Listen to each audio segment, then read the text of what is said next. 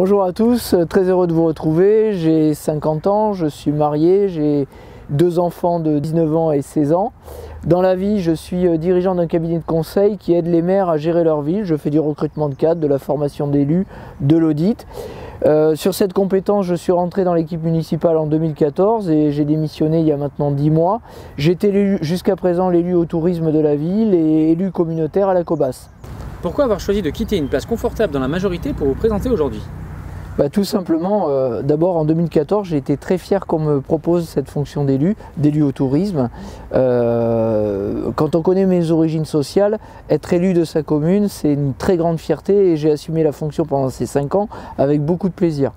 Pour autant, j'étais venu dans l'équipe du maire actuel sur une promesse qui était celle d'une dynamique durable pour Gujan-Mestras. Ce que j'ai constaté malheureusement pendant ces 5 dernières années, c'est que les promesses n'engagent que ceux qui les croient et très clairement, on n'a pas été au rendez-vous.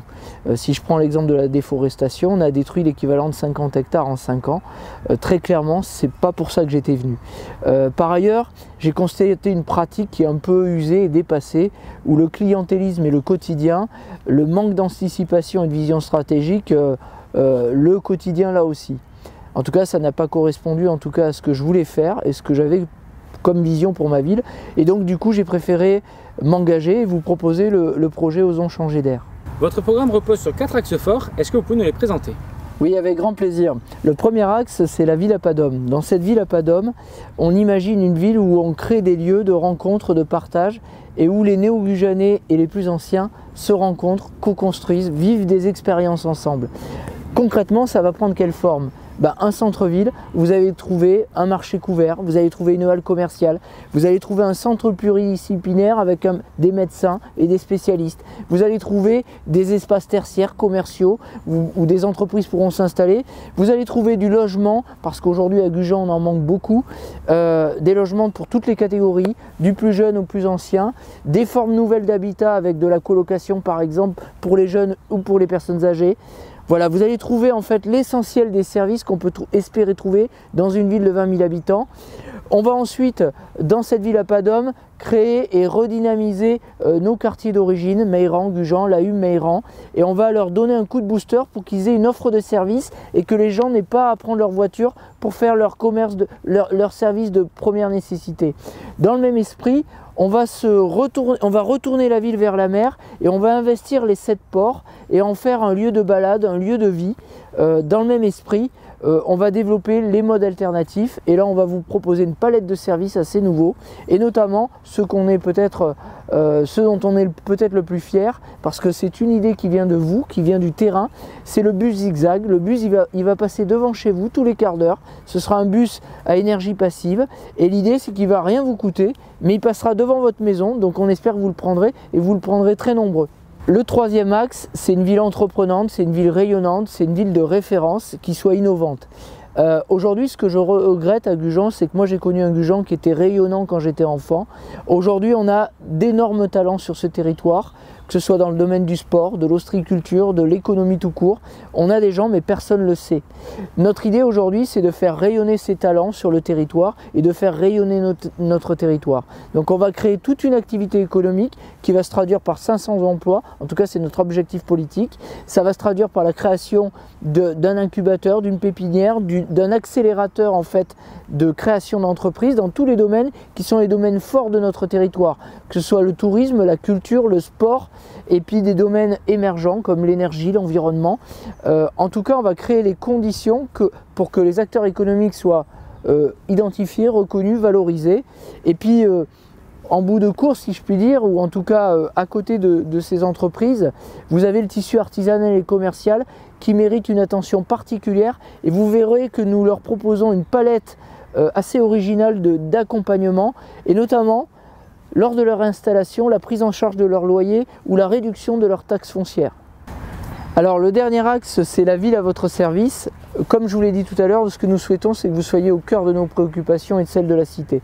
Ça veut dire tout simplement qu'on va vous aider à être acteur des décisions publiques. Ça veut dire qu'en matière de démocratie participative, on va développer tout ce qui peut exister en la matière, notamment au-delà des réunions de quartier. Cette fois-ci, on ne les fera pas à 17 h, mais plutôt à 18 h 30 ou à 19 h pour que vous puissiez y participer. Ça veut dire qu'on développera par exemple des commissions extra-municipales où des gens qui ne sont pas élus pourront intervenir. Ça veut dire qu'on développera par exemple un droit d'alerte à la fin de chaque conseil municipal où un habitant pourra prendre la parole. Voilà, toute une palette d'outils qui permettent de favoriser l'information, la communication et la concertation avec les habitants et avec les élus. Dans le même esprit, on va développer des services complètement nouveaux, un portail citoyen où vous pourrez faire l'ensemble de vos démarches et acheter, commander, réserver, on va dire comme n'importe quelle ville de 20 000 habitants, vous aurez ce type de service à Gujan-Mestras. Dans le même esprit, on va vous donner les clés de compréhension de l'urbanisme et vous allez pouvoir comprendre en fait pourquoi on vous autorise ou pourquoi à la limite on vous interdit de construire, mais au moins vous pourrez agir dessus et comprendre ce qui se passe. Dans le même esprit, on vous donnera aussi les clés de compréhension du budget municipal en développant notamment le budget participatif. Où en êtes-vous de la constitution de votre équipe? J'ai le plaisir de vous annoncer, ça date juste de ce matin, cette liste elle est bouclée. Nous avons 37 colistiers et là où je suis très content, c'est que contrairement à d'autres listes, c'est pas du rebouchage, c'est pas du colmatage, c'est vraiment des gens que j'ai choisis qui sont à l'image du Gujan d'aujourd'hui. Ils vont de 18 à 70 ans. Vous avez une grande partie de ces membres sont des actifs, sont des gens qui sont impliqués dans la vie sociale et civile et qui sont avant tout des professionnels dans leur domaine. Ils ont la particularité, pour une grande partie d'entre eux, d'être des néo-gujanais, ils sont là depuis moins de 20 ans. On a aussi des gujanais à mon image qui sont là depuis les années 70, voire de 2 ou 3 générations. Mais ce qui est important, c'est qu'ils représentent le Gujan d'aujourd'hui. C'est ce que je voulais, moi, incarner. Alors, une bonne question, Tony Laurenceau. Qu'est-ce qui vous différencie de vos concurrents? Figurez-vous, tout le monde me la demande. J'aurais envie de vous dire, c'est qu'il y a 10 mois déjà, j'étais le challenger. Plus sérieusement, je suis le plus jeune des candidats, j'ai 50 ans. Donc ça, déjà, je pense que c'est un élément, c'est-à-dire j'ai une capacité à me projeter sur les 2 prochains mandats. La deuxième chose, je suis un expert du secteur public, on a assez bavassé sur le sujet. Oui, je suis un expert en finances publiques, oui, je suis un expert en ressources humaines du secteur public, oui, je suis un expert de l'aménagement du territoire. Et n'en déplaise à certains, c'est comme ça, c'est une réalité. Ce qui fait qu'effectivement, quand ils m'attaquent, ils ont intérêt d'avoir des éléments outillés derrière eux. Mais ils le savent très bien et d'ailleurs c'est pour ça qu'ils ne m'attaquent pas.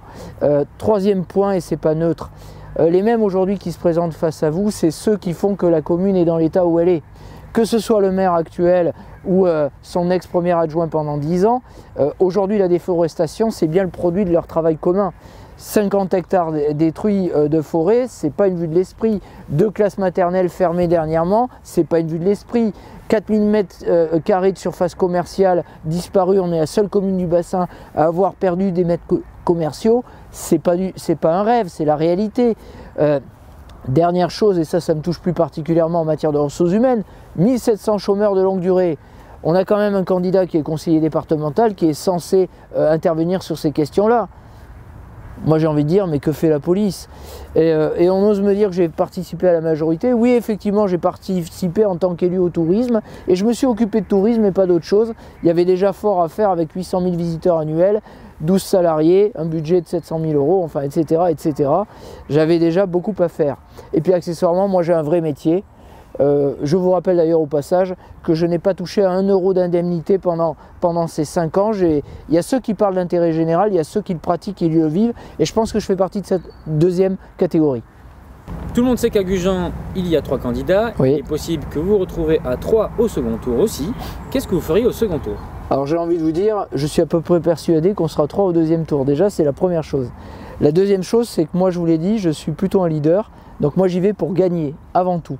Mon but aujourd'hui, jusqu'à l'instant T, jusqu'au 15 mars, c'est de rassembler massivement.